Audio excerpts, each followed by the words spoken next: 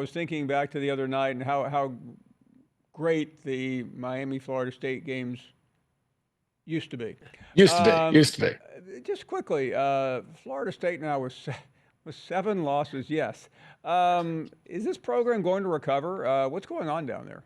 This is a really great question because it is hard to fathom how you get to this point at Florida State. Like 1-7 isn't just bad. I mean, it's train wreck bad. And we've seen plenty of other, I mean, there's plenty of other bad teams out there that are not this bad. And not just bad losses. I mean, they lose to Miami, which is a rivalry game. The week before they lost to Duke for the first time in program history. Like these are awful things. And then they're hemorrhaging recruits at the same time.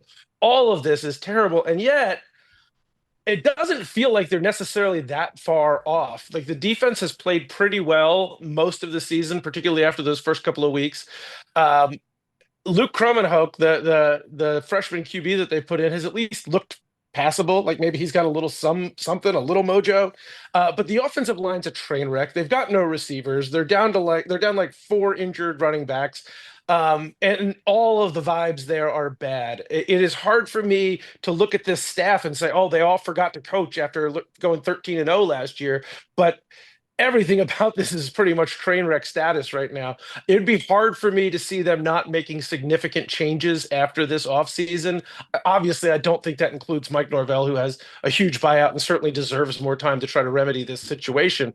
It's hard for me to think of another example of a team that got this bad this quickly, if for no other reason than very few other teams are this bad. Like they'll win their FCS game, one would think, but that might be it. Like tell me the last time a team of FSU's pedigree went 2-10. Like the worst of the Willie Taggart era wasn't close to this bad. It is shocking.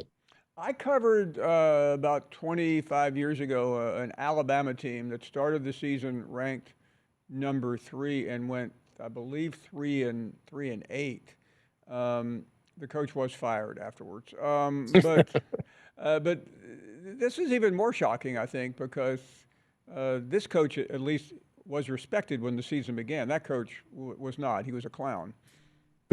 Well, yeah, and I mean, look, it's amazing to me because if you go back in time, literally 6 months, we're talking about Mike Norvell as genuinely the best portal whisperer in college football. I mean, you have some competition with guys from Lincoln Riley or Lane Kiffin, but Norvell had consistently found diamonds in the rough. He had consistently taken guys from the portal and turned them into stars at Florida State. Jared Verse, Braden Fisk, Jermaine Johnson. I mean, the list is a long one.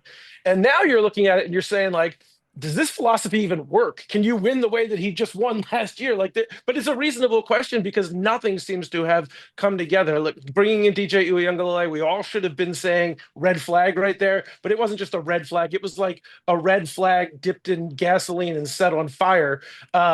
That was a mess. The D line prospects that they brought in have not developed the way. I mean, they've been okay, but they certainly have not developed into the superstars that Jared Verse or Jermaine Johnson were.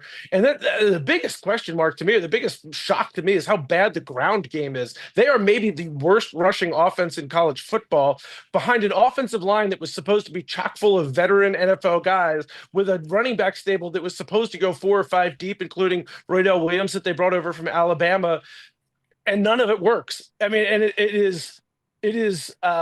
don't want to throw the baby out with the bathwater, so to speak, and especially when everything went so well last year. But you can't look at this and say, like, all of this is somehow working.